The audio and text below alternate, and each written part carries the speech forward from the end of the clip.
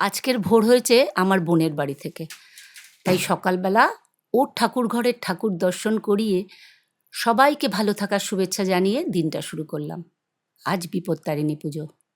জানি ভাবছেন ৭ দিন আগে হয়ে গেছে। যেহেতু আমার ডেইলি ব্লগ নয়, তাই সবসময় আমার ঠিক তাড়াহুড়ো করে পরপরই ভিডিও আপলোড করা হয় না।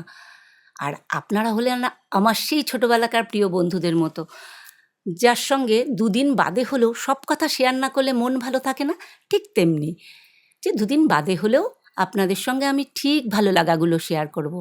সকাল 6:30 মন্দিরে এসে দেখলাম মন্দিরের তালা এখনও খোলেনি। একজন পথচারী তার সারা দিনের ভালো থাকার প্রার্থনা জানিয়ে বোধহয় দিনটা শুরু করছে। আকাশে মেঘের জন্য সূর্যের আলো মন্দির চত্বরে কখনো দেখছি ঝলমল করে উঠছে, কখনো আবার একটু আবছা লাগছে। ভক্তরা এখনও বেশি কেউ এসে পৌঁছয়নি। মন্দিরের দেয়ালের গায়ে বেশ কিছু মহাপুরুষ আর সাধকদের বাণী পড়তে পড়তে মনে হচ্ছিল, আমাদের জনসংখ্যার যদি 40% মানুষও এটা অন্তর থেকে উপলব্ধি করতে পারত, তাহলে বোধহয় পৃথিবী অনেক সুন্দর হতো। কারণ আমরা পড়ি, কিন্তু কেউই কিন্তু আমরা অন্তর থেকে উপলব্ধি করে সেইভাবে কাজ করার কোনো চেষ্টা করতে পারি না। যখন পড়ি তখন খুব ভালো লাগে। এই পুরোহিতের সহকারী এসে পৌঁছেছে। যেহেতু আজকে অনেক ভক্ত সমাগম হবে, তাই জন্য 2 জন পুরোহিত আজকে পুজো করবেন। উনি এসে মন্দিরের তালা খুলে পুজোর যোগাড়যন্ত্র করবেন, তারপরে বোধহয় মেন পুরোহিত এসে পৌঁছবেন।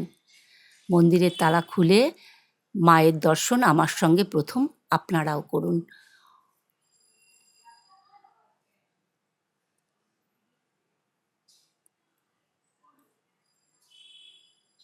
এতক্ষণ ধরে আমার সঙ্গে যারা মায়ের দর্শন করছেন, সেই সকল বন্ধুদের কাছে আবারও সেই অনুরোধ, একটা লাইক দিয়ে আমার সঙ্গে মায়ের পুরো পুজো দেখবেন। আর যদি পুজো দেখতে দেখতে মনে হয় এই ভালো লাগাটুকু আমার সঙ্গে শেয়ার করবেন, তাহলে মনে হবে আমার এই ভিডিও করা সার্থক।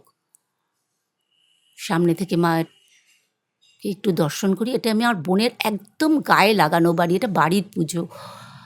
যথারীতি বেশ কিছু ভক্ত এসে গেছেন, কেউ পুজোর ফল গোছাচ্ছেন, কেউ বা বিপত্তারিণীর তাগা বাজছে। এই মন্দিরটার মধ্যে না আবার ছোট্ট ছোট্ট 3টে মন্দির আছে, যার একটাতে আছে বজরংবলী, একটিতে আছে রাধা গোবিন্দ, আর একটিতে আছে বাবা মহেশ্বর।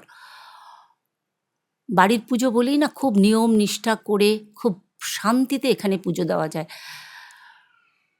গতকাল রাতে আমার ছাদ বাগান থেকে না আমি 13 রকমের ফুল নিয়ে এসেছিলাম। সবাই এনেছে, আমি ঠাকুরমশাইকে দিয়ে বললাম এটা 13 রকমের ফুল দেবেন।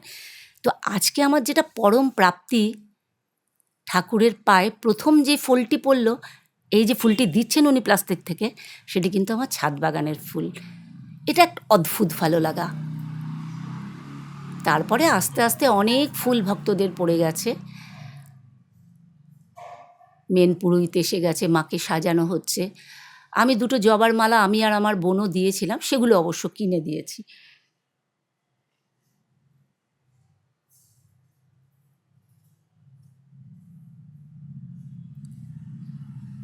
এখানে পুজো দিতে না খুব শান্তি লাগে, কেন বলুন তো? এখানে খুব তাড়াহুড়ো ব্যস্ততা কিছু নেই, প্রাণ ভরে মায়ের পুজো দর্শনও করা যায়, মন দিয়ে অঞ্জলিও দেওয়া যায়। শরীরটা খুব খারাপ ছিল, তাই মাকে অনেকবারও তো ডেকেছি, মা যেন তোমার এখানে এসে পুজো দিতে পারি। এই যে বাবার পুজো করে তবে উনি মায়ের পুজো শুরু করবেন।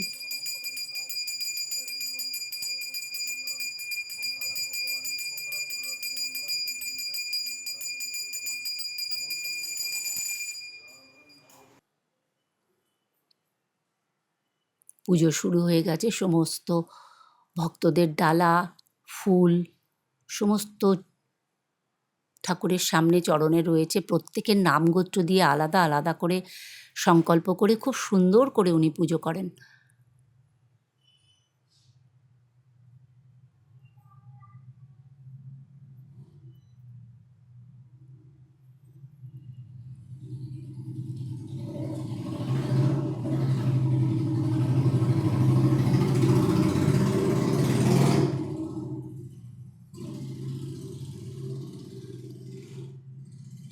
মাকে আর একবার দর্শন ওপরে শিব, বাবা মহেশ্বর, ভোলানাথ বসে আছেন ওপরে, খুব সুন্দর।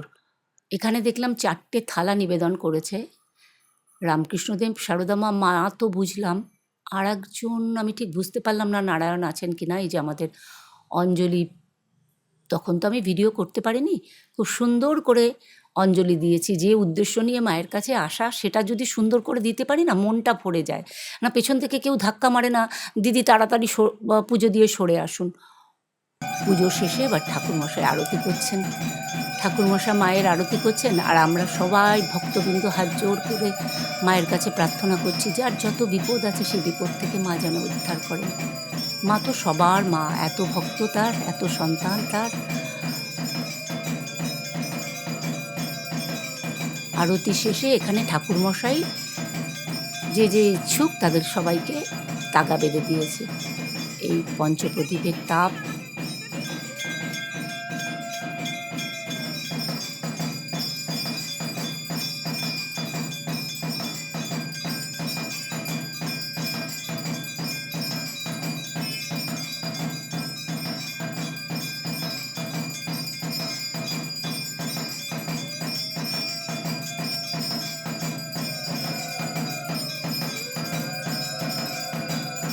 এই যে পুজো শেষ হয়ে গেছে, এখন এই বিপত্তারিণীর ধাগা বেঁধে পুজোর ডালি সংগ্রহ করে চলে যাব।